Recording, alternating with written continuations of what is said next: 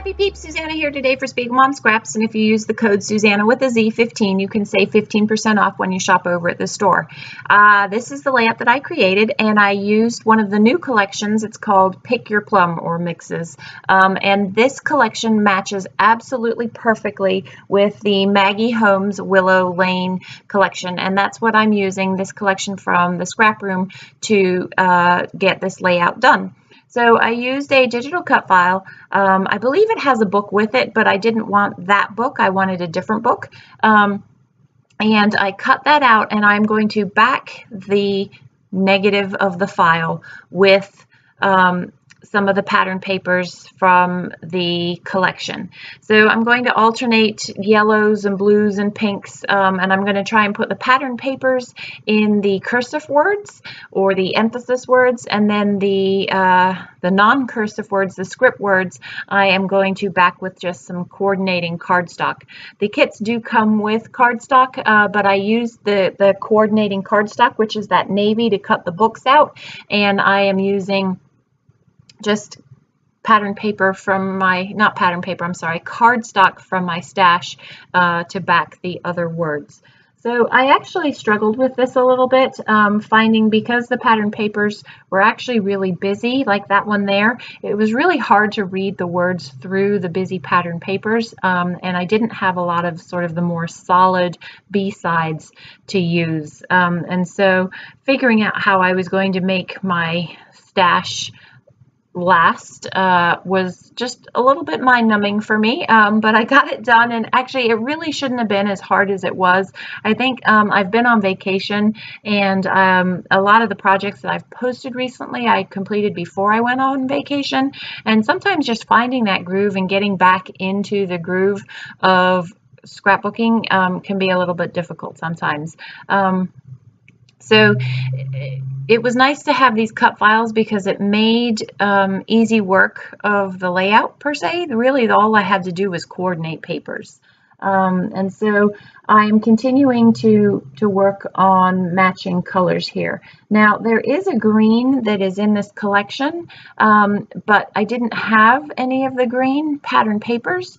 So where I would have really liked to have used that green down in hands, I'm going to use an off shade of pink. It's kind of more of a peachy color, and there isn't a huge amount of contrast between that pink and the peach, but you do see it in the close-ups, and it's a little bit more noticeable there. So I also used a book cut file. That is another cut file that is from the Silhouette store. It's a separate cut file. That is actually a Paige Evans digital cut file that I used. I toyed with putting it sideways against the quote. I also toyed with backing the file, but the problem with backing the file is then there were so many colors, and you had the books that were going vertical and you had the words that were going horizontal, so the movement in the page became sort of competitive. You didn't really know where to look because there was so much going on the page. So that's why I kept the cut file just plain as it was, and it was kind of more of a background to the photo that I used. So this photo is of my daughter at a swim meet reading a book. She is an avid reader, and no matter where we go, what we're doing, she has a book with her, and she would much rather be reading the book than doing whatever it is that we should be doing. That's not always true, but she does like to read. She's a very avid reader, and to her, this quote is absolutely perfect. So that's what this picture is. So this is that sort of pink color that I've pulled from my stash that complements, that I'm just going to back the whole thing with. By doing this, I was also able to take all of the rough edges out of those cut papers, and so when I slide it into my layout into a page protector, it won't be quite, I don't have to worry about anything catching on the page protector. So I want to put another vertical strip down the left-hand side of the page there, something that just kind of is going to ground that layout a little bit. And I toyed with that green, but you can see how that is literally going to be the only green in the layout, which kind of stands out like a sore thumb to me. And so I decided to change my mind on that I toyed with just the green, and then I saw the pink and I was like, yes, the pink, because that way I'm not bringing another color into the layout that serves no purpose whatsoever. So I left that little scallop hand-drawn edge on it, but it ended up being hidden behind the book edge.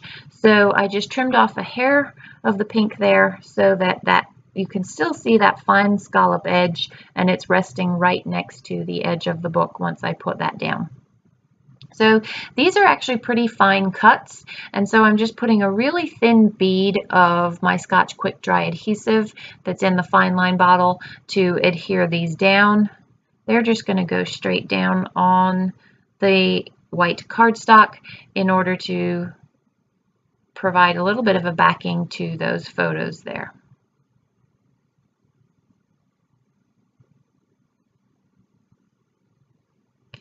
So you can see how that edge, that left-hand edge of the book, just butts right up to the hand-drawn scallop there. That looks pretty cool.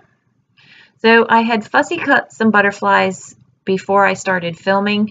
I did save one butterfly, the large butterfly.